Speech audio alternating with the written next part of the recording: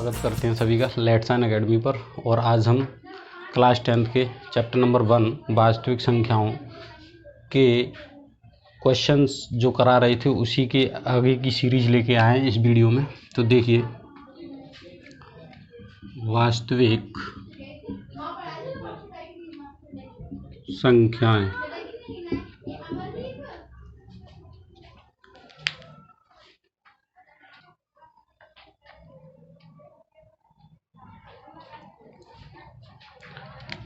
तो स्टार्ट करते हैं वास्तविक संख्याएं। और इसमें जो सीरीज चल रही थी क्वेश्चनों की, तो देखिए अगला क्वेश्चन क्या है। दर्शाइए कि कोई भी धनात्मक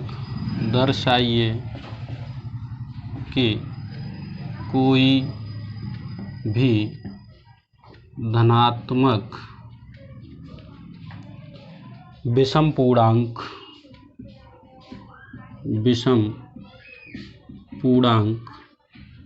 6³ + 1, 6³ + 3 और 6³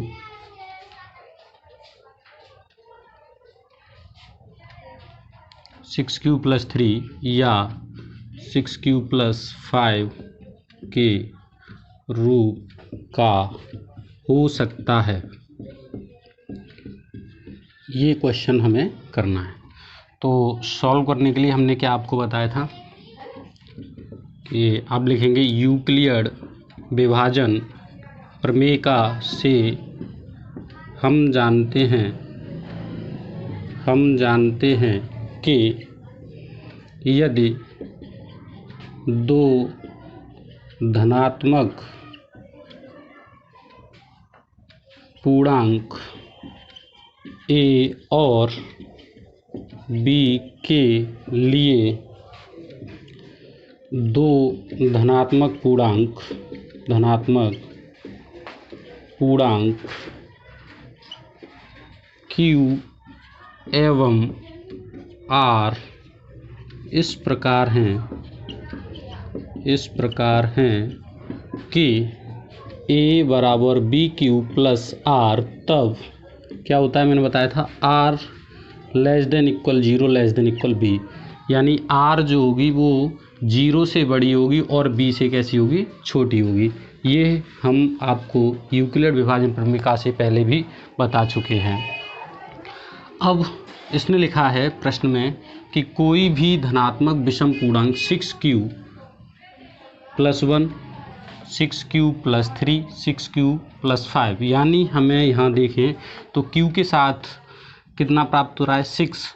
तो यहाँ कंपैरिजन करें तो b की जगह क्या होना चाहिए, 6q, यानी b की जगह कितना होना चाहिए, 6 होना चाहिए। तो मैं लिख रहा हूँ b = 6 रखने पर रखते हैं, तब a बराबर क्या प्राप्त होगा, 6³ + r, ठीक है, कॉमा लगाएंगे। और लिखना चाहें तो और 0 <= r 6, ठीक। अब यहाँ से अतः स्पष्ट है कि r के संभावित मान देखिए क्या कह रहा है। ये वाली इक्वेशन मैंने पहले कल बताया था कि r की जो संभावित मान जो r है वो 0 से बड़ा और 6 से कैसा होना चाहिए, छोटा। या तो 0 से बड़ा या 0 के बराबर हो सकता है r, और 6 से कैसा हो सकता होगा, छोटा होगा। तो 0 से तो संभावित मान क्या हो जाएंगे, 0 से ही हो जाएंगे, 0, 1, 2, 3, 4, 5। लेकिन r का मान हमें क्या रखना है, 6 से छोटा, इसलिए अब हम 6 नहीं रख सकते हैं। तो 0, 1, 2, 3, 4, 5। तब a के संभावित मान क्या होंगे, a के संभावित मान जो होंगे वो होंगे, देखिए इसी में रख देंगे 6q + r की जगह ये वैल्यू रखते जाएंगे एक क्रम से। तो क्या होंगे, सबसे पहले 6q + 0, 6q + 1, 6q + 2, 6q + 3, 6q + 4 और आगे यहाँ लिख दे रहे हैं और 6q + 5 होंगे। अब यहाँ को समझने की है, ये तो एक है। अब मैं यहाँ से देखूँ, ठीक है, तो 6q + 0 वाला ये जो टॉपिक है इसको मैं 6q भी लिख सकता हूँ, तो 0 हटा दे रहा हूँ यहाँ से 6q, ठीक है। तो ए के संभावित मान 6q, 6q + 1, 6q + 2, 6q + 3, 6q + 4 और 6q + 5। संभावित मान 6q, 6q + 1, 6q + 2, 6q + 3 और 6q + 4 और 6q + 5 होंगे। लेकिन यहाँ पर उसने कहा है ये ए क्या है, एक धनात्मक, मैंने लिखा है 2 धनात्मक पूर्णांक है, तो ए धनात्मक पूर्णांक है। लेकिन इसने कौन सा धनात्मक पूर्णांक बताया, विषम धनात्मक पूर्णांक। यहाँ कैसी बात हो रही, धनात्मक विषम पूर्णांक या विषम धनात्मक पूर्णांक। तो अब यहाँ देखिए सम और विषम के हम थोड़ा सा कॉन्सेप्ट बता दें कि ऐसी संख्याएं जिनमें 2 का भाग चला जाता है वो सम संख्याएं, और ऐसी 2 का भाग भी कैसा जाना चाहिए, पूर्ण है। जैसे हमने 8 में भाग लगाया 2 का, तो 2 चौक 8 पूरा चला गया, कुछ शेष नहीं बचा। अगर मैं इधर 9 देखूं तो 2 चौक 8, यहाँ पर एक शेष बचता है, तो ये 9 जो है वो विषम हुई और ये 8 कैसी हुई, सम। यानी ऐसी संख्या जिसमें 2 का भाग पूरा चला जाए उसको हम कहते हैं सम संख्या। अब इसके बाद हम थोड़ा सा बताएं, और विषम संख्या कैसे कहेंगे, ऐसी संख्या जिसमें 2 का भाग पूरा नहीं जाता है वह विषम संख्या कहलाती है। तो 6 + 8 बराबर कितना आता है, 14। क्या 14 एक सम संख्या है? जी, ये सम संख्या है।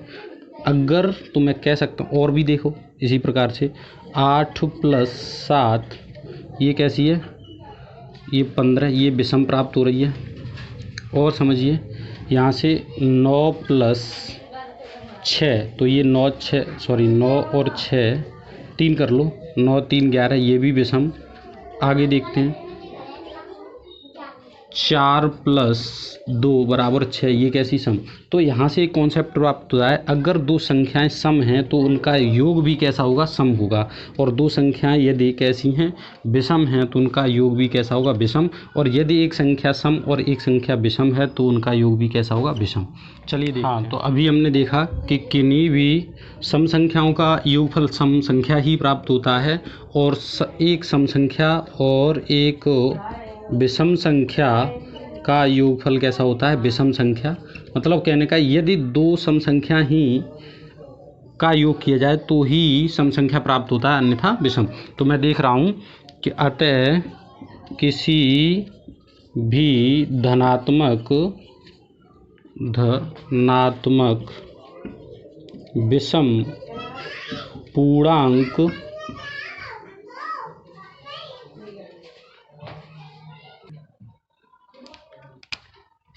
धनात्मक विषम पूर्णांक को, देखिए यहाँ से 6q 2 का भाग चला जाएगा, सम संख्या हो गई। 6q में 2 का चला जाएगा लेकिन 1 में नहीं जाएगा, तो इसका एडिशन जो हुआ वो कैसी हुई, विषम। तो 6q + 1, इसमें देखिए 6q में भी चला जाएगा 2 का भाग और 2 में भी, तो इसका जो एडिशन टोटल प्राप्त होगा वो भी एक सम संख्या प्राप्त होगा, तो इसे छोड़ देते हैं। यहाँ देखिए 6q + 3, इसमें 6q में भाग चला जाएगा 2 का लेकिन 3 में नहीं जाएगा, तो 6q + 3 एक विषम संख्या। तो विषम संख्या लिखनी है, 6q + 4 भी एक सम संख्या होगी इसी प्रकार से, या 6q + 5 के रूप का हो सकता है, या के रूप का लिख सकते हैं।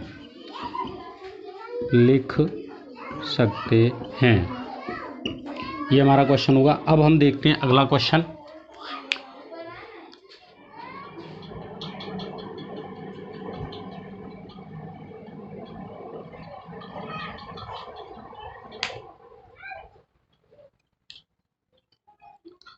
चलिए देखते हैं, यूक्लिड विभाजन प्रमेय का प्रयोग करके दर्शाइए कि किसी धनात्मक पूर्णांक का वर्ग किसी पूर्णांक m के लिए 3m या 3m + 1 के रूप का होता है। ये क्वेश्चन नंबर 2 है और थोड़ा ये हाई लेवल का होगा, क्योंकि यहाँ अभी तक हमने देखे थे कि किसी धनात्मक पूर्णांक को इस रूप में लिखते हैं, या विषम धनात्मक पूर्णांक को या सम धनात्मक पूर्णांक को इस रूप में लिखते हैं। लेकिन अब क्या हो गया कि धनात्मक पूर्णांक का वर्ग, अब इसने क्वेश्चन को थोड़ा बढ़ा दिया, लेंदी कर दिया, पूर्णांक का वर्ग कर दिया, तो हाई लेवल में चला जाएगा ये क्वेश्चन, अधिक नंबर का आएगा। तो देखिए सॉल्व करते हैं, इसको हल करते हैं। तो अब यहाँ पर हम लिखेंगे यूक्लिड विभाजन प्रमेय से हम जानते हैं कि किसी धनात्मक पूर्णांक को, अब ये किस रूप में दे रखा है, डायरेक्ट लिखूंगा 3m प्लस, तो यहाँ पर देखिए मैं यहाँ समझा दूँ, a बराबर 3q प्लस r आता है आपका, ठीक है, 3q प्लस r, और यहाँ से जो r होता है वो less than equal 3 less than equal b होता, sorry less than equal 0 less than equal 3 होता है। तो यहाँ से r के मान आपको प्राप्त होते 0 1 2 यानी 3 से छोटे, और यहाँ रखेंगे तो 3q एक प्राप्त होगा, 0 रखेंगे तो दूसरा प्राप्त होगा 3q प्लस 1 और 3q प्लस 2। तो डायरेक्टली मैं आपको बता रहा हूँ, जब b आपका 3 है तो उससे छोटे लिख दीजिएगा, 4 हो तो उससे छोटे 4q plus 1 4q plus 2 4q plus 3, और 4 तक मत जाइए, 5 हो तो 5q plus 1 5q plus 2 5q plus 3 5q plus 4 5q plus 5 तक नहीं जा सकते अगर 5 है तो, ठीक है, 5q प्लस 5 नहीं लिख सकते। तो अभी हमें यहाँ 3 के रूप में लिखना है, तो 3q, अब आप कहेंगे q क्यों लिखा, मैं बताऊंगा, क्योंकि अभी मुझे ये दूसरी यूनिट करनी है, पूर्णांक का क्या निकालना, वर्ग, तब दोबारा m आएगा, तो अभी मानूंगा किसी पूर्णांक को 3q प्लस 1 और 3q प्लस 2 के रूप का लिख सकते हैं,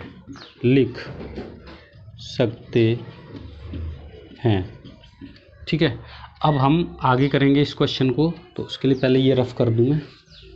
अब प्रश्न ने क्या कहा था, किसी धनात्मक पूर्णांक को हम किस रूप में लिख रहे हैं, 3q प्लस 1 और 3q प्लस 2 के रूप में लिख रहे हैं, लेकिन इस प्रश्न में वो करवा रहा है धनात्मक पूर्णांक का वर्ग, तो हम इन सभी के वर्ग करेंगे। तो देखिए 3q का वर्ग करते हैं तो आपको प्राप्त होगा 9q स्क्वायर। 9q स्क्वायर में आपको लिखना किस में, 3m या 3m प्लस 1, तो आप 3 अलग कर लेंगे इसमें से, और देखिए भाग लगाइए 3 का, तो 3q स्क्वायर हमें अलग प्राप्त होगा, 3 3 9q स्क्वायर, यानी इसको डिवाइड करके। अब चीज़ देखिए, एक ये q क्या होता है, एक पूर्णांकी तो था, लिख सकते हैं, यहाँ पर आप लिखना चाहें तो ये लिख सकते हैं, जहाँ q एक पूर्णांक है, ये बात और लिख दीजिए, जहाँ q एक पूर्णांक है, ठीक है। तो अब समझिए, अगर q एक पूर्णांक है, 3q स्क्वायर क्या हो जाएगा, वहाँ पर देखिए फटाफट से, q एक पूर्णांक है, पूर्णांक का मतलब 1 हो सकता है, 2 हो सकता है, 3 हो सकता है, -1 हो सकता है, -2 हो सकता है, पूर्णांक। तो अगर यहाँ -1 भी ले लें तो कितना होगा, 3 × 1 यानी 3 भी क्या है, एक पूर्णांक प्राप्त होगा, यानी कभी भी q अगर 4/3q कर लें तब भी ये क्या प्राप्त होगा, पूर्णांक ही प्राप्त होगा, सॉरी, ठीक है, 4q कर लें, ठीक है, तो या 4q प्लस 1 कर लें, तो यहाँ से 4q × -2 प्लस 1, q की जगह कुछ भी कोई भी पूर्णांक रख लीजिए, -2 रख लिया तो यहाँ से, तो यहाँ से -8 प्लस 1 यानी -7 भी एक पूर्णांक हो गया।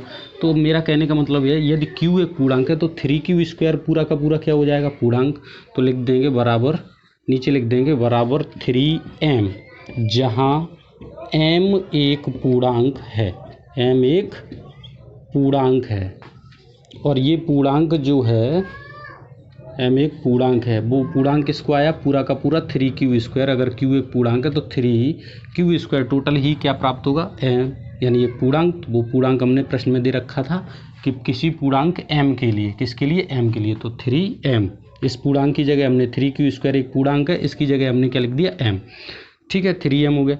अब दूसरा स्टेप इसका क्या है, 3q प्लस 1, तो 3q प्लस 1 का होल वर्ग करते हैं, इसका वर्ग करते हैं, तो a का वर्ग, a प्लस b का होल वर्ग क्या होता है, a का वर्ग प्लस b, यहाँ कितना है 1, तो 1 का वर्ग प्लस 2 × a × b, ठीक है। तो यहाँ से 3q स्क्वायर कितना हो जाएगा, 9q स्क्वायर प्लस 1 प्लस 3 दूनी 6q। अब अगर प्लस 1 आ रहा है तो उसको केवल, क्योंकि उसने 2 रूप बताए, 3m प्लस 1, तो प्लस 1 को अलग करिए, 9q square plus 6q plus 1 को अलग कर दिया। अब इन दोनों में से ये जो बचा, इन दोनों में से हम 3 कॉमन लेंगे, जितना वो बोले, जैसे यहाँ पे 3m है तो 3m, तो अगर यहाँ 4m होता तो 4 लेते, तो इन दोनों में से 3 कॉमन लीजिए, 3, यहाँ कोष्टक बचेगा 3q स्क्वायर प्लस 2q, यानी 3 से भाग लगाने, 3 × 9, क्यू स्क्वायर प्लस 3 दूनी 6 टी क्यू प्लस 1। अब यहाँ से देखिए ये मैंने क्या बताया था, कुछ भी उसमें जोड़ें, अगर क्यू एक पूर्णांक है तो उसमें किसी का वर्ग करके कुछ भी करें तो ये पूरा का पूरा हमें क्या प्राप्त होगा, पूर्णांक प्राप्त होगा। इसलिए इसको हम क्या लिख देंगे 3m, इस पूर्णांक की जगह, इस पूरे पूर्णांक की जगह हम क्या लिख देंगे m, तो 3m प्लस 1, जहाँ m एक पूर्णांक है, m एक पूर्णांक है।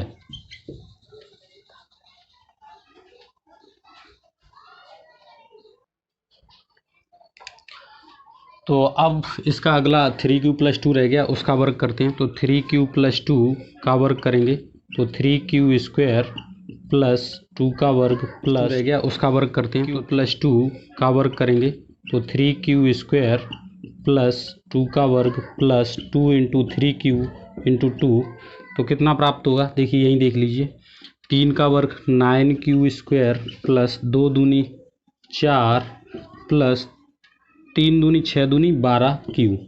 अब मुझे 3m और 3m प्लस 1 यानी प्लस 1 अलग करना है यहाँ से, तो करेंगे 9q, आगे देखते हैं, बराबर लगाएंगे 9q स्क्वायर प्लस यहाँ से 1 अलग करेंगे तो 3 बचेगा प्लस 12q प्लस 1 अलग कर दिया, यानी 4 को हमने तोड़ के लिख दिया 3 प्लस 1। इसमें से हम 3 कॉमन लेंगे क्योंकि मुझे यहाँ 3m बनाना है, तो 3 कॉमन लेंगे तो 3 यहाँ बचेगा 3q स्क्वायर प्लस 1 प्लस 3 लेंगे तो 3 चौक 12, तो 4 और ये q और ये प्लस 1।